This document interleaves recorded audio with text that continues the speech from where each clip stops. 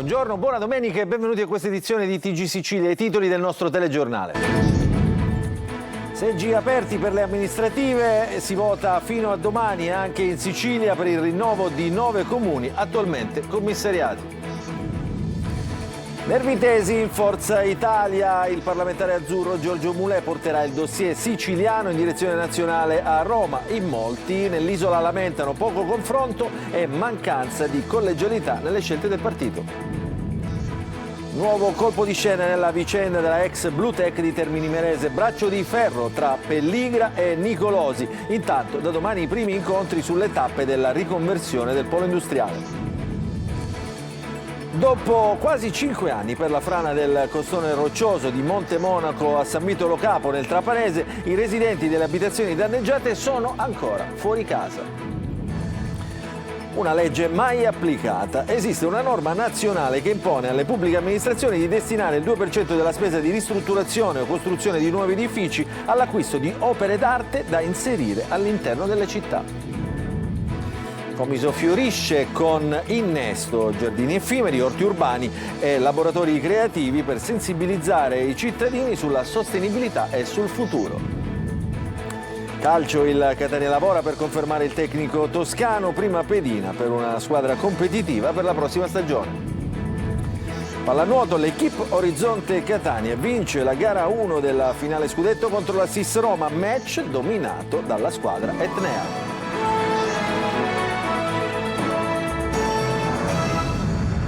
Ancora buongiorno, domenica di elezioni in 9 comuni siciliani, si tratta di amministrazioni commissariate, seggi aperti fino a domani. Il servizio di Manlio Viola. Urne aperte dalle 7 di questa mattina in 9 comuni siciliani chiamati a rinnovare i propri organi amministrativi. Si vota fino alle 23 di domenica e poi lunedì 26 maggio fino alle 15. Gli elettori interessati a questa tornata elettorale sono 55.608. A dover scegliere il sindaco e il nuovo consiglio comunale sono i cittadini di 4 comuni del Catanese, ovvero Castiglione di Sicilia, Palagonia, Raddusa e Ramacca. 2 invece nel palermitano, Montemaggiore Belsito e Prizzi. Poi uno ciascuno per le province di Agrigento, Realmonte, di Siracusa, Solarino e nel Trapanese, Favignana. Nel Catanese c'è anche l'unico comune dove si vota con il sistema proporzionale poiché gli abitanti sono più di 15.000. Si tratta di Palagonia. In tutte le altre amministrazioni si voterà con il maggioritario. Tutti i comuni al voto escono da un periodo di commissariamento per i motivi più disparati. Una 10ª amministrazione, quella di Tremestieri Etneo, inizialmente coinvolta nella tornata elettorale, non vota invece a causa dello scioglimento per mafia intervenuto in base ad una delibera del Consiglio dei Ministri dopo che i comizi erano già stati convocati. Le procedure dunque sono state bloccate e bisognerà indire nuove elezioni. L'eventuale ballottaggio per il solo comune che potrebbe andarci nel Catanese si svolgerà domenica 8 giugno in coincidenza con il voto per il referendum. E a proposito di politica, nervi tesi nel primo partito siciliano Forza Italia, il parlamentare Giorgio Mulè ha annunciato che porterà in direzione nazionale a Roma il dossier siciliano. Troppi scontri interni e poca collegialità lamentano appunto gli esponenti del partito nell'isola. Il servizio. Giovedì prossimo a Roma la direzione nazionale di Forza Italia sbarcherà un dossier sul caso Sicilia. A portarlo sarà il vicepresidente della Camera Giorgio Mulè. Lo ha annunciato dalla trasmissione Il Punto, intervenendo sulla situazione di Forza Italia nell'isola.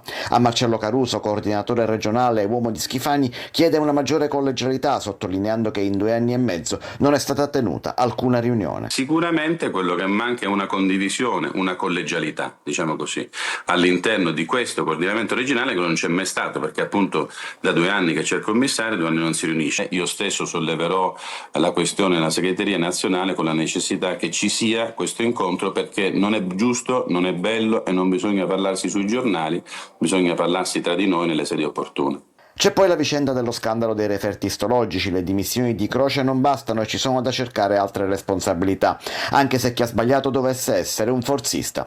Il principio di responsabilità che deve essere sopra ogni amministratore pubblico, me compreso. Se io sbaglio, io pago, e se mi devo dimettere, mi dimetto. Dopodiché non ha importanza. Quando si parla di salute, di vita delle persone, non può entrare in campo l'appartenenza politica.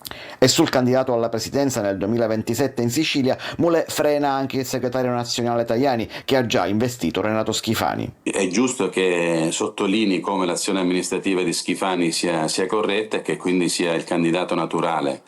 Ma il 27 è il 27, cioè può essere che lo stesso Schifani a un certo punto invece cambi idea.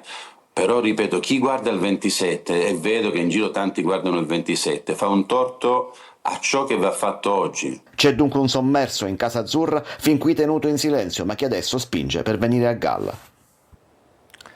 Adesso parliamo dell'ex Blue Tech, il polo industriale di Termini Imerese, braccio di ferro tra Nicolosi e Pelligra, che dopo aver ceduto il 90% della società con cui si era aggiudicato il bando di rilancio del sito, vorrebbe riequilibrare l'assetto della società, ma ci sarebbe un problema con le tempistiche. Il servizio di Orazio Longo.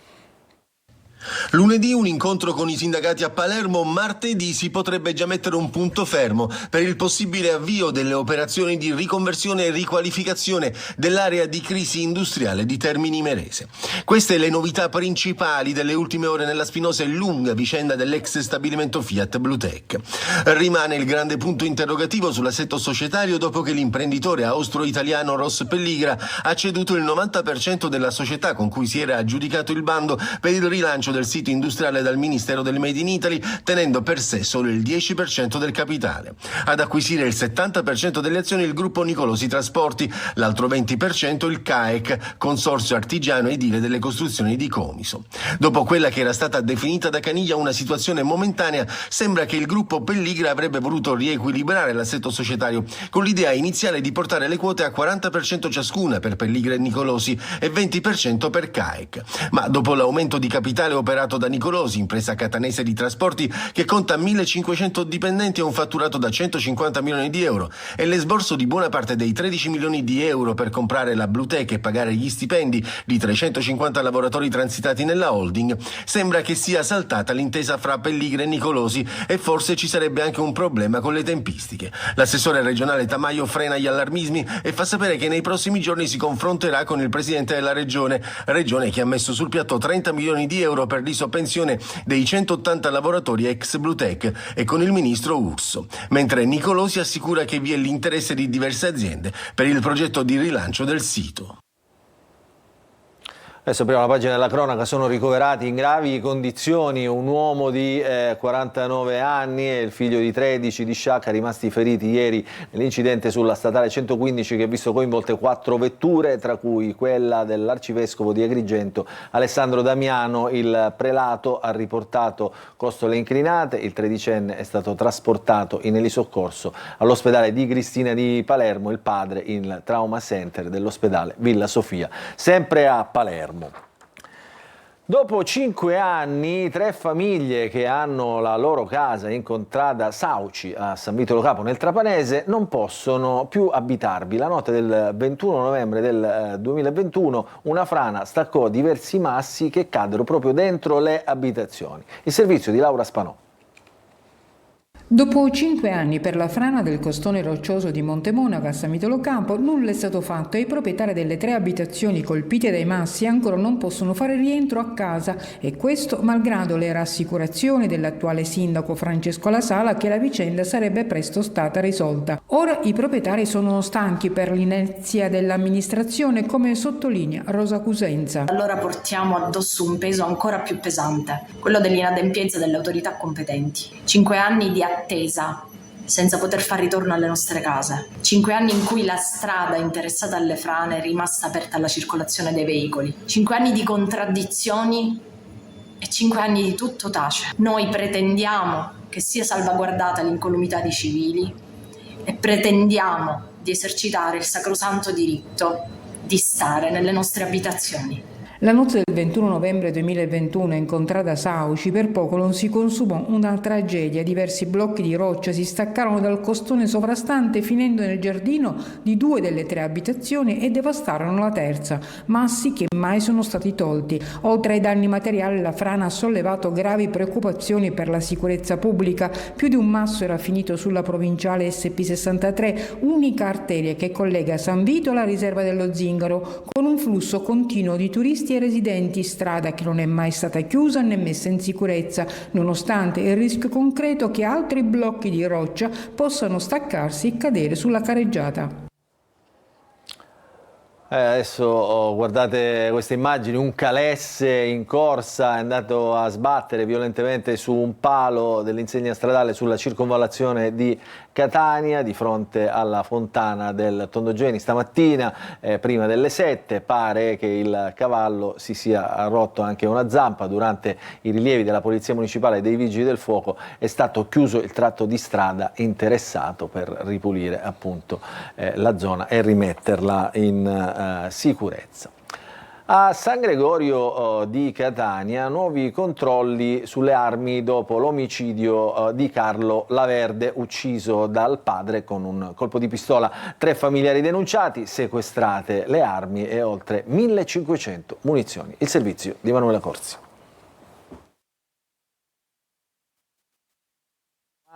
Dopo l'incendio, vediamo un'altra notizia che ha coinvolto un'azienda di smaltimento di rifiuti speciali a Carini. Il sindaco ha deciso la chiusura di 3 scuole, si tratta di Bambinopoli, Bivio Foresta ed Euroform, che ricadono nel raggio di 2 chilometri dall'area interessata. L'ordinanza mira a ridurre il pericolo per la salute, considerando che i risultati delle analisi di qualità dell'aria effettuate dall'ARPA non sono ancora pervenuti. Ancora un giovane suicida in carcere, è accaduto a Barcellona Pozzo di Gotto nel Messinese. L'allarme del sindacato penitenziario, cresce il numero dei suicidi e degli interventi salvavita. Il servizio di Francesco Triolo. Un giovane straniero detenuto nel carcere di Barcellona Pozzo di Gotto si è suicidato nella notte di venerdì scorso. È il secondo suicidio dopo quello del 20 marzo scorso, il 33esimo negli istituti penitenziari dall'inizio dell'anno, con 106 morti complessive, di cui 73 per altre cause. Un fenomeno che preoccupa e che viene denunciato da tempo sia da parte dei sindacati di polizia che delle associazioni che si occupano dei detenuti nelle carceri italiane. A riferire del nuovo episodio è stato Aldo Di Giacomo, segretario generale del sindacato di polizia penitenziaria, che sottolinea come sia in crescita il numero di suicidi di extracomunitari e come si abbassi l'età dei detenuti che si tolgono la vita. Tutti elementi che richiedono un piano di supporto psicologico, con la presenza nelle carceri di psicologi, psichiatri, mediatori culturali, come di interpreti, perché la mancanza di comunicazione incide tanto. Gli agenti penitenziari, sostiene Di Giacomo, non possono sostituirsi a queste figure, già fanno tanto, come dimostrano gli oltre 60 interventi effettuati sinora, che hanno salvato in extremis detenuti che hanno tentato il suicidio. Il sindacato ha proposto l'apertura di uno sportello di aiuto psicologico in ogni struttura e la promozione di attività sociali e lavorative, oltre a corsi di formazione di lingua per gli extracomunitari. Allora ritorniamo sulla notizia che vi abbiamo annunciato poc'anzi, la notizia che riguarda l'omicidio di San Gregorio da parte del padre. Il servizio di Emanuela Corsi.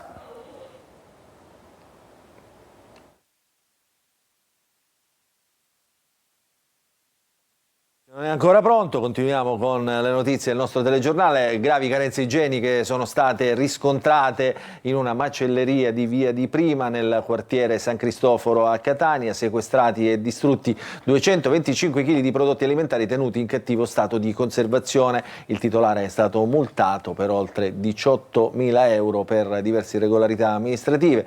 Controlli e multe anche per una trattoria in Corso dei Martiri della Libertà, sempre a Catania. Nel locale e della cucina sono stati trovati diversi alimenti tenuti in pessimo stato di conservazione e 105 kg di carne bovina priva della tracciabilità.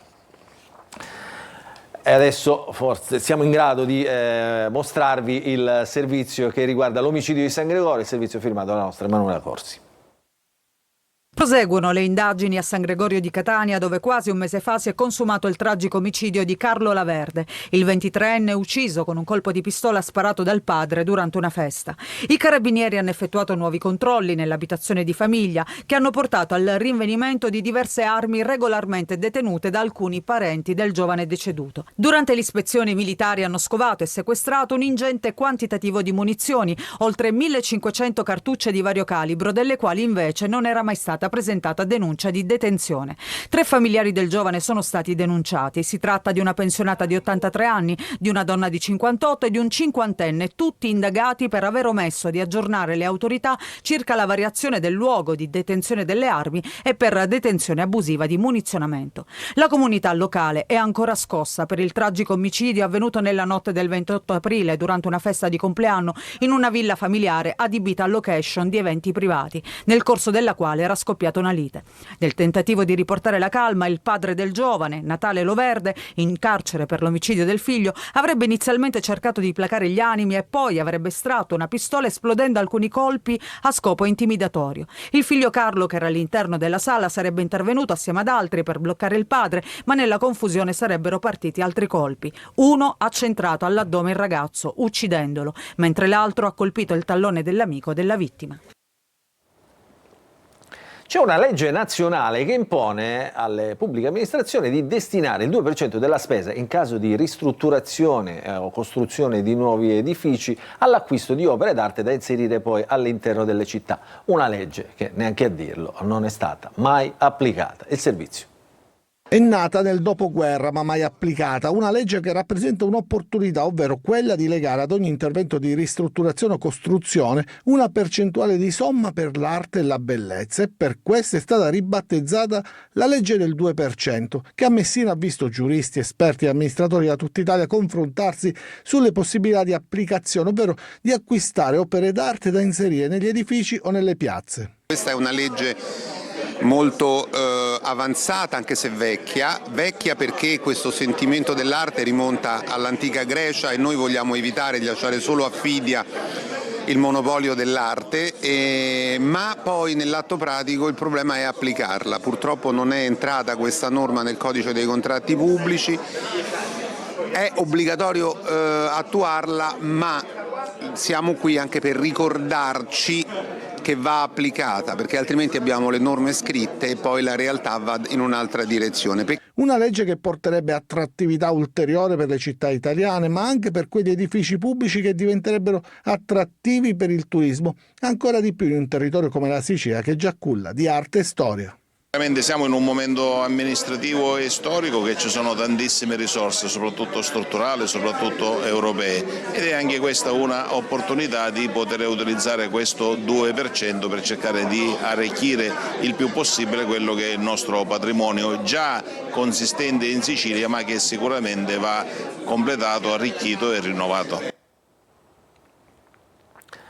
Restiamo in qualche modo nel campo dell'arte, perché tra giardini effimeri, orti urbani, laboratori creativi, talk e spettacoli, Comiso ritorna a fiorire con Innesto, intrecci urbani, in centro storico, natura e creatività per sensibilizzare al futuro. Veronica Barbarino.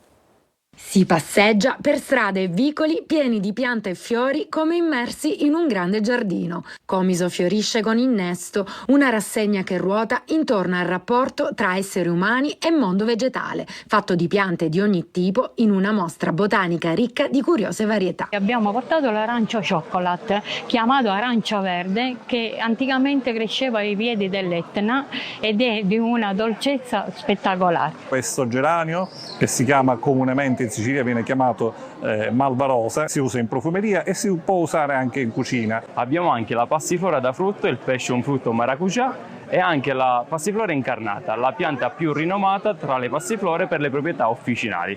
Tutte da coltivare con amore e passione, ma per chi non ha il pollice verde? Consigliamo una carnivora perché è una pianta tanto delicata ma tanto semplice. L'importante è avere una buona illuminazione e acqua distillata o demineralizzata.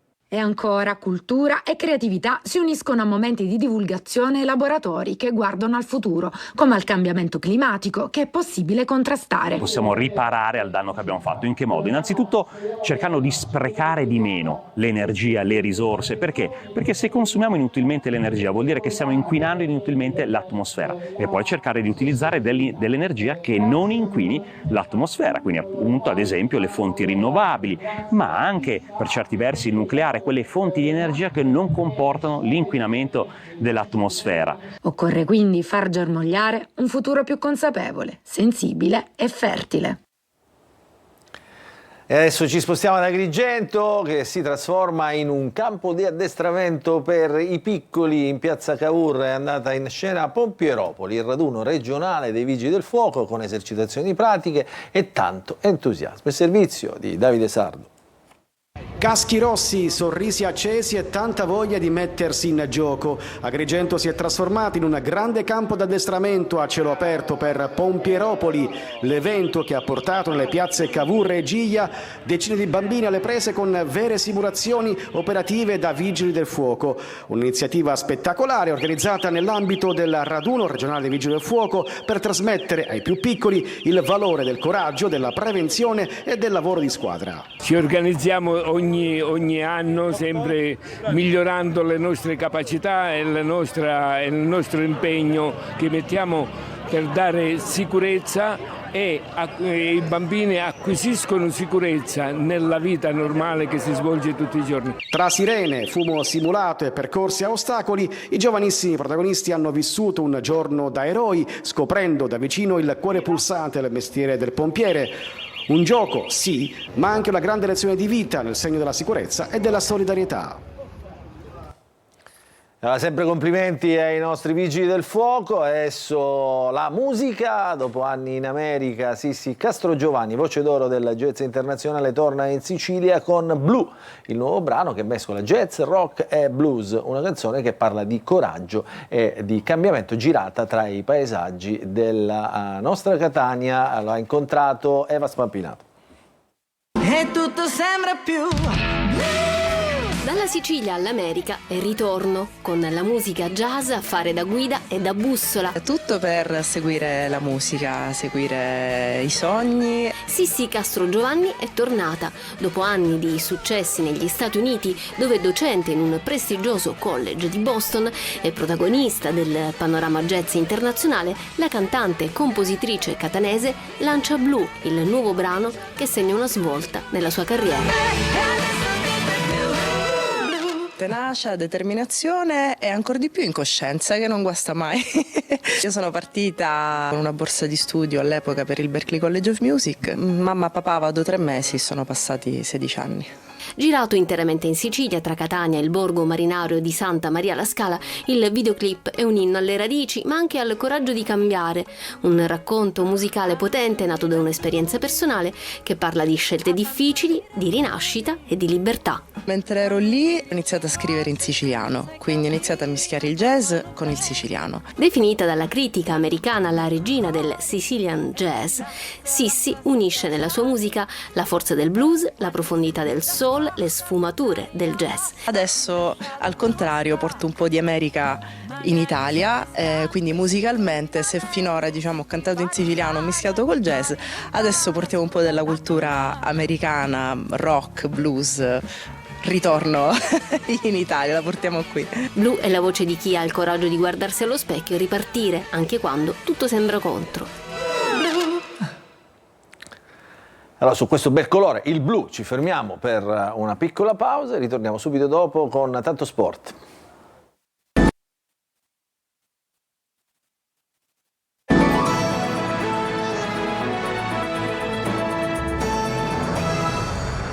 Ancora ben trovati nella seconda parte del nostro telegiornale. Apriamo la pagina dello sport, partiamo con il calcio, partiamo dal Catania, perché dalle prossime mosse dipenderà il futuro del club rossazzurro toscano. Vuole, così come la dirigenza, una squadra competitiva che punti al primato. Il servizio di Marco Carli.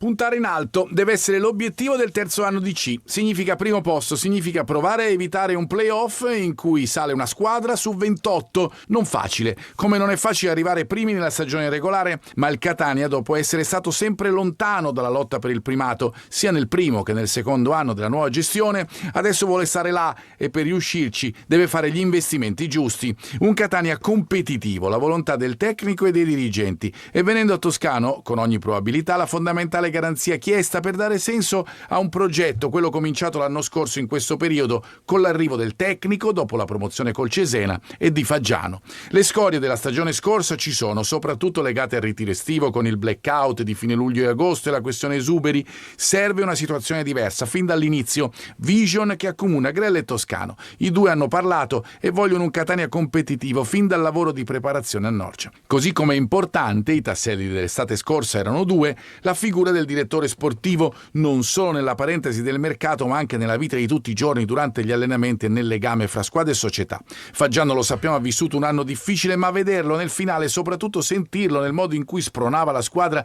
o evitava di scaldare ulteriormente gli animi nelle ultime partite anche in trasferta diventa un segnale incoraggiante per il futuro, un futuro che è già partito con la mossa Torre del Grifo che, nel caso in cui ovviamente il centro sportivo diventi rossazzurro, entrerà e in parte già l'ha fatto nell'ambito lavorativo di Zarbano, altro tassello fondamentale. Le basi dovrebbero esserci, ora vanno fatte le scelte giuste per portare in alto il Catania.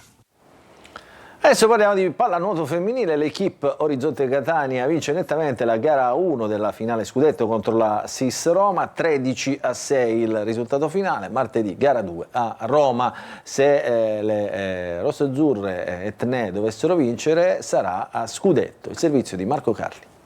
Una netta superiorità l'ha mostrata l'equipe Orizzonte nella gara 1 della finale scudetto. 13-6 il punteggio con la SIS Roma e partita indirizzata fin dalla metà del secondo quarto. Ciclone Orizzonte si legge sulle pagine social del club. Così è stato, ma adesso c'è gara 2 a Roma martedì. Se la squadra di Martina Miceli riuscirà a confermarsi sarà scudetto il numero 25, altrimenti gara 3 ennesima il 31 maggio. Ma intanto c'è appunto il dominio di gara 1 giunto davanti al commissario tecnico del 7 rosa Carlo Silipo. Sugli scudi Daphne Bettini che serve assist a profusione, top scorer Halligan con 4 reti, a bersaglio anche la presidente dell'equipe Tania Di Mario, 46 anni. All'avvio di marca giallo-rossa con il gol dell'1-0 firmato da Cocchiere risponde su rigore Bronte Halligan, l'australiana che sarà protagonista nella fase cruciale del match. Dopo l'allungo prima del riposo arriva ad inizio terzo quarto lo strappo definitivo proprio con 2 gol di Halligan, con un tiro deviato per la rete dell'8-4 e con un lungolinea perfetto che qualche secondo dopo vale il +5 per le etnee e apre ulteriormente la strada ad una vittoria netta contro le capitoline che avevano sconfitto le etnee a febbraio nella finale di Coppa Italia. Halligan ed Andrews sugli scudi come leone, ma è tutta la squadra a volare e a diventare sportivamente feroce quando serve, come nelle caratteristiche storiche di un club titolatissimo che adesso ha la possibilità di arricchire ulteriormente il suo palmarès. Questa è l'ultima notizia, il nostro telegiornale finisce qui, vi ringraziamo per averci seguito, vi ricordo che l'informazione su Antenna Sicilia ritornerà questa sera alle 20, allora non ci resta che augurarvi un buon proseguimento di domenica a tutti.